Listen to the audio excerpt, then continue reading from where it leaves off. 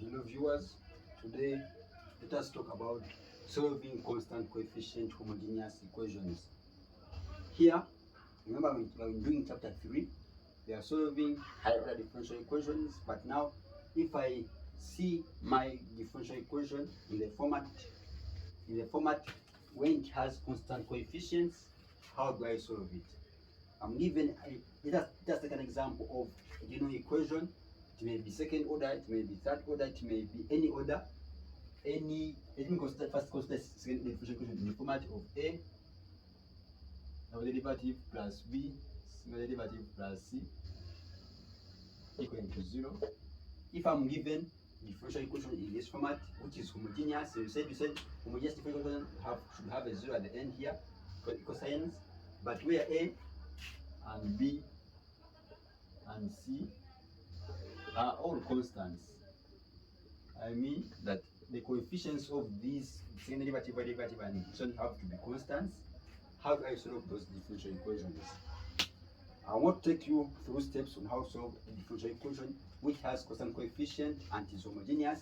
First of all, we shall just need to first of all have form an auxiliary equation. First of all, shall form an auxiliary equation.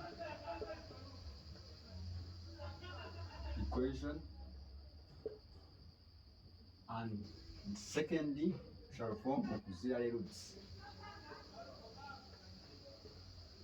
How do you form an auxiliary equation? We form an auxiliary equation by letting, here we let our y double derivative equal to r squared, and we let our y single derivative equal to r, and then our y power 0 to equal to our y to be equal to r power 0, that way.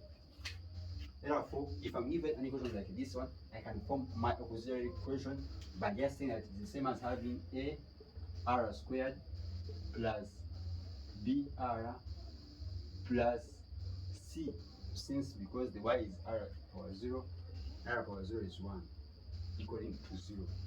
Here I will have formed an auxiliary equation. Then, by solving this equation, I will be able to get my auxiliary roots r1 and r2. I can solve this by either using a calculator, using anything, computing squares, anything that is convenient with me. But just know that these roots I get here, they are of three kinds. The first case 1, I may have roots that are real and distinct.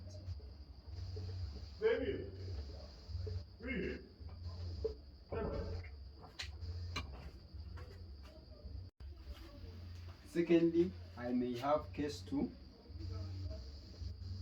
Now these roots are just real and repeated. And the other case, the case 3, these roots may be imaginary roots. They call it the imaginary, yes. Imaginary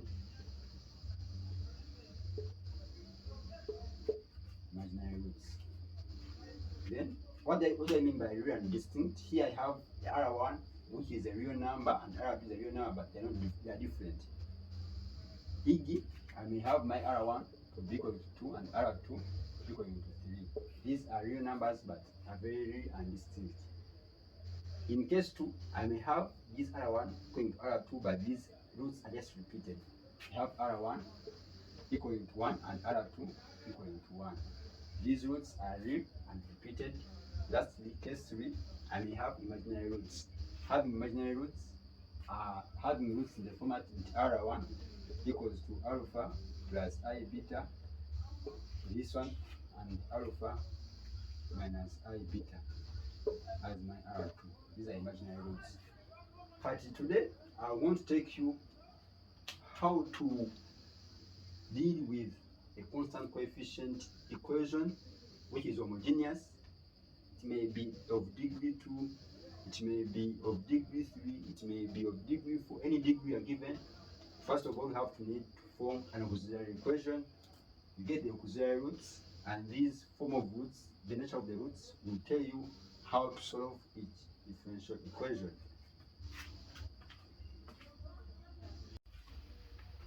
Yes, now let us talk about case 1. Our case 1, when our roots R1 and R2 are real and distinct.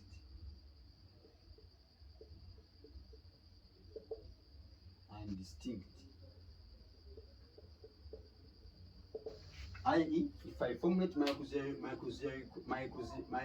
equation and I get my roots that they are real and distinct. You've seen the example of real and distinct. These roots may be 1 and 2, or 3 and 4. These numbers should be real and distinct. What do I do? Here, I'll just need to know that I note that my y1, remember y1 and y2 are solutions to a differential equation. My y1 equals to e power r1x, and my y2 equals to e power r2x.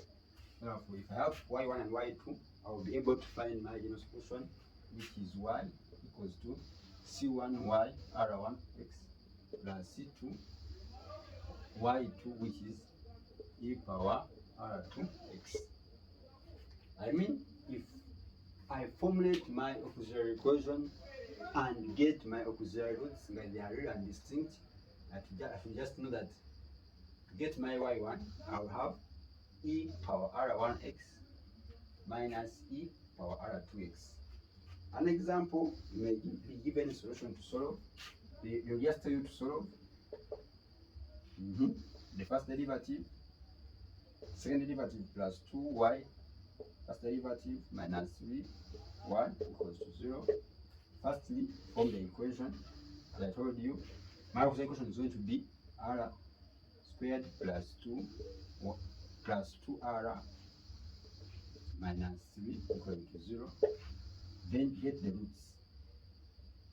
My roots, using any formula from the calculator, I may get r equals to 1 and r2 equals to negative 3. Therefore, I'll just get my y1 equal to e power r1x. r1 is 1, then x. Then my y2 is going to be e power r2x is e power negative 3x.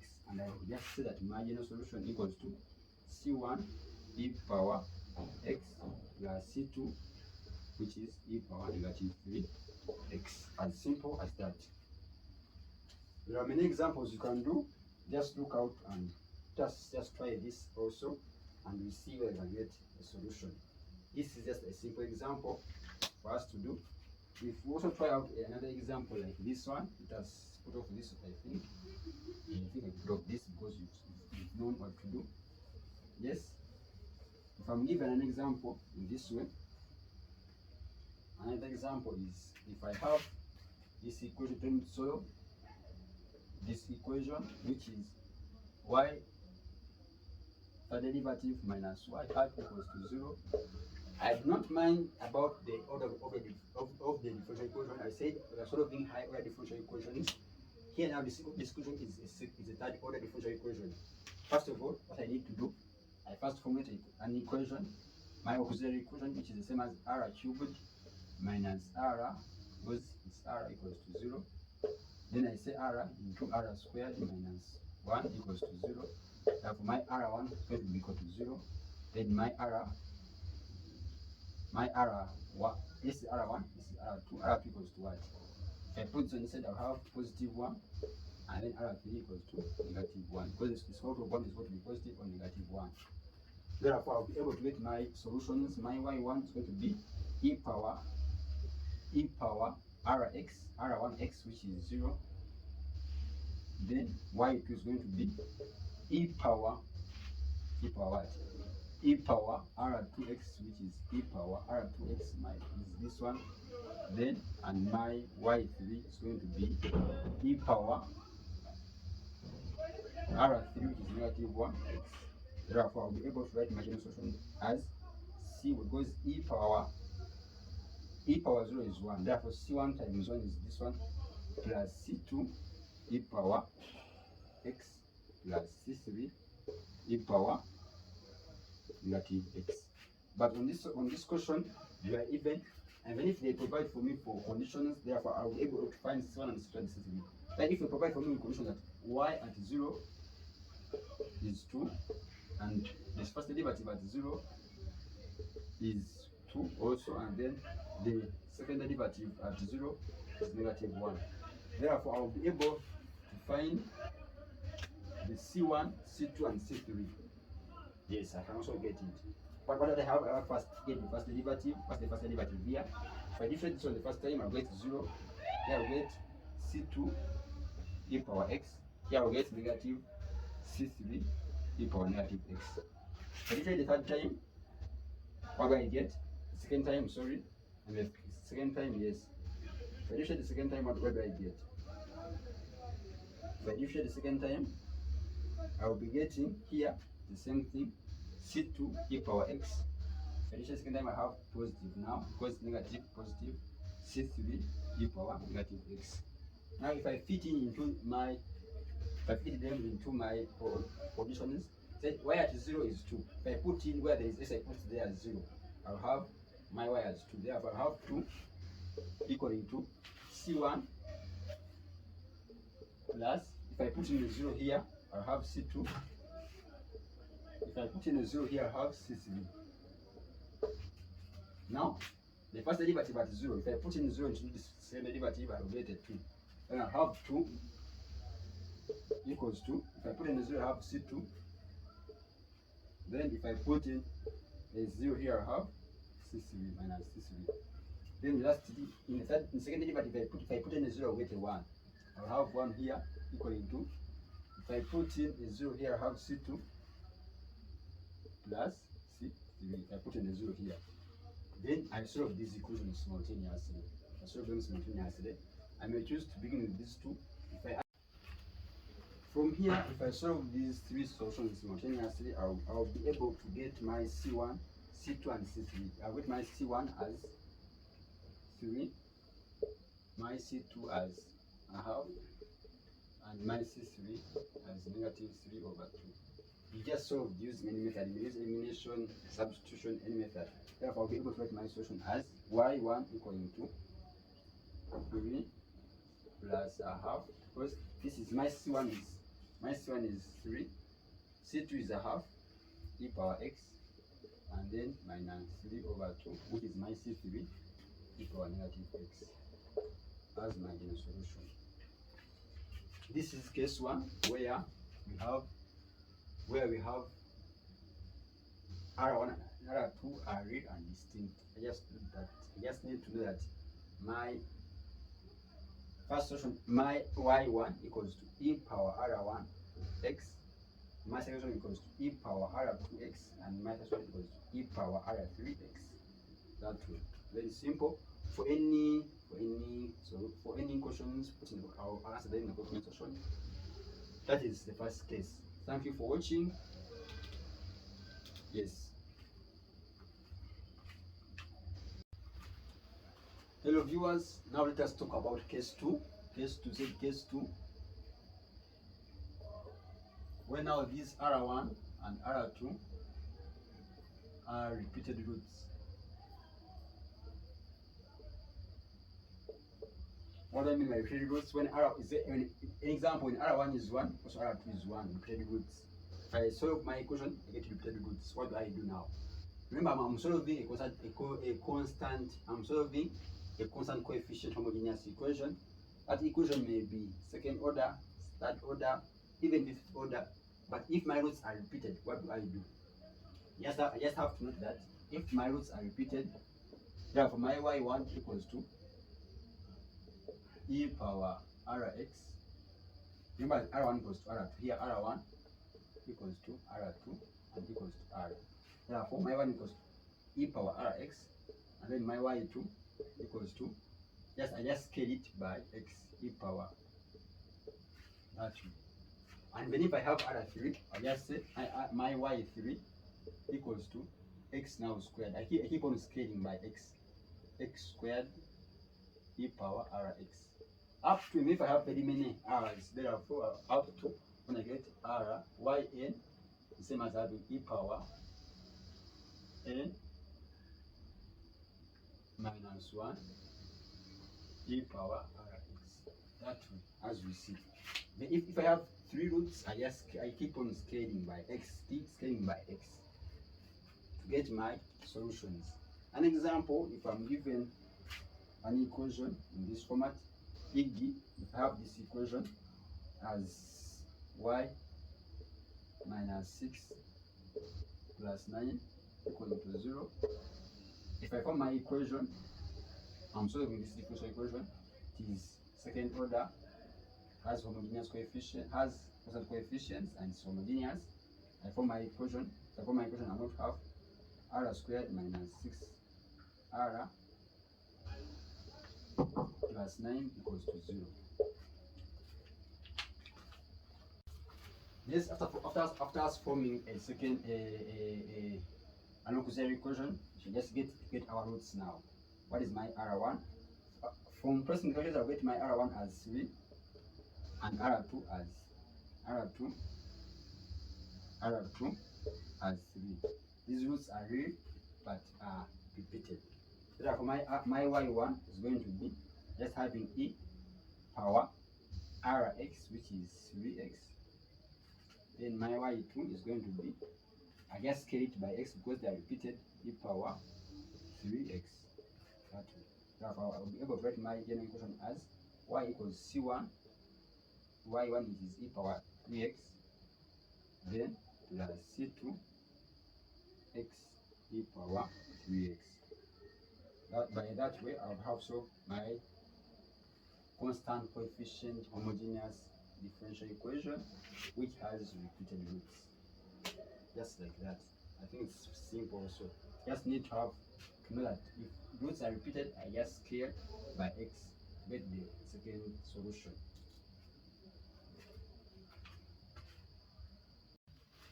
Now case 3. These roots are imaginary. I will call them complex conjugates.